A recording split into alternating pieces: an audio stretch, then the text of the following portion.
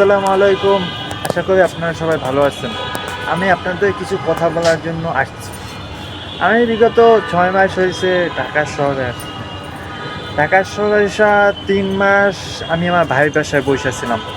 কোনো কাজ-বাজ করি নাই, শুধু খাবার খাইছি, বইসা ছিলাম। মাঝে আমি অনেক অসুস্থ হয়েছিলাম, তখন আমি আমার মামা বাড়িতে গেছিলাম। তখন বুঝে গেছি যে জীবনে কে কত আপন মানুষ।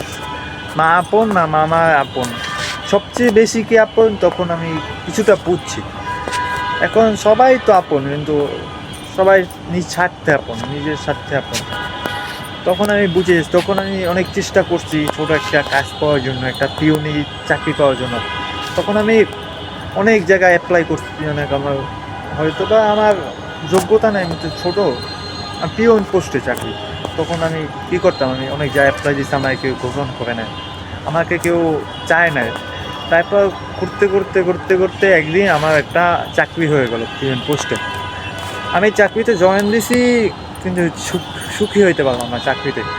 মানুষের জন্য আমি পারলাম না চাকরিটা করতে, কারণ সে যার সাথে আমি চাকরি করবো সে আমার ভালো চায় না, সে আমার সবসময় ক্ষতি চাইতো, সে আমাকে ছোট বানিয়ে সে বড় হতে চাইতো তার কাছে। সে আমাকে সবসময় তার যে কাজটা সেই কাজটাও আমাকে দিয়ে করাইতো। আমি কী করবো, তখন তো আমি সে আরও 2 মাস আগে জয়েন দিয়েছি, তো তাই আমি তার সাথে টক্কর করতে পারি না। আমি তার সাথে আমি তো সে আর কুত্তাটা কামড় দিলে তো কুত্তায় কামড় দেওয়া যায় না, সে যা বলতো আমি তাই করতাম। একসময় আমি বুঝে গেছি যে মানুষ মূলত স্বার্থের জন্য ভালোবাসে। আমি তারপরে কোনো একটা 2 মাস চাকরি করলাম। 2 মাস চাকরি করার পর ছুটি চাইলাম, ছুটি। ম্যানেজার সাহেব আমাকে একটা ছুটি দেন, আমি অনেক দিন হচ্ছে গ্রামের বাড়িতে যাই না, তো গ্রামের বাড়িতে ঘুরে আসি। ম্যানেজার সাহেব বললো যে তুমি 2 দিনের জন্য যাও, তুমি কারণ আজ সোমবার না, মঙ্গলবার যাবা, মঙ্গল বুধ 2 দিন থাকা, বৃহস্পতিবার অফিসে। আমি কোনো এক কারণে বৃহস্পতিবার আসতে পারলাম না, আসলাম শুক্রবার। তারপরে অফিসে আসলাম, অনেকটা মতো হয়ে কথা বলছে, আমাকে ছোটো করার কথা বলছে, কেন তোমার বাবা কেন চাকরিতে পাঠাইছে। আমার ভিতরে জিদ্দ হয়ে গেছে আমি কখনো চাকরি করবো না। তখন আমি ভেবেছি আমি কখনো আর চাকরি করবো না। আস্তে আস্তে 15 দিন আমি চাকরি করলাম। চাকরি করার পর একদিন আমার হঠাৎ মাথায় আসছে যে আমি একটা কন্টেন্ট ক্রিয়েট করবো, আমি ফেসবুক দিয়ে আমি টাকা ইনকাম করবো, ইউটিউব দিয়ে টাকা ইনকাম করবো, আমি কন্টেন্ট ক্রিয়েশন করবো।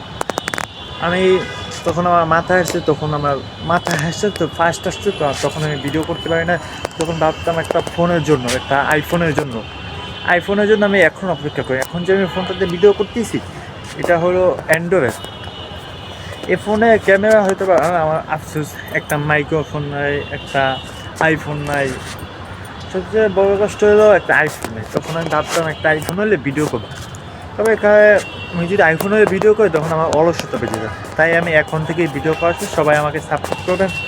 তারপর হঠাৎ আমার একটা কারণে আমি একদিন যাইতে পারি না। আমি তাকে বলে দিছি সকালে 6টার সময় যে আমি আসতে পারবো না। এমন বলে দিছি, ভাই আমি আজকে আসতে পারবো না, আমি অফিসে।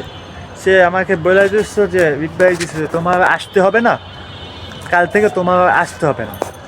তারপর তো আমি কালকেও গেছি, কালকে গিয়া সকালে যখন আমি শপের সামনে গেছি, তখন ম্যানেজার সাহেব তার দোকানটা আমার দিয়ে খোলায় না, সে নিজেই খুলছে। তখন সে বুঝাইতেছে যে তোমাকে আর লাগবে না, আমি পারবো, তোমাকে আর লাগবে না, আমি তোমাকে কালকে বলে দিছি না, তুমি কালকে আসবা না। তখন বললাম, ভাই তাহলে কি আমি চলে যাব? আচ্ছা চলে যাও। আমি বাসায় 26 দিন হয়েছে, আমি 26 দিনে কোনো স্যালারি হয়নি। তখন আমি বুঝি যে কে আপন কে পর। তাই নিজে নিজে কিছু করার চেষ্টা হয় নিজে। মানুষের চাকরি বাকরির পিছনে পড়ে থাকবেন না। আল্লাহ হাফেজ, সবাই ভালো থাকবেন।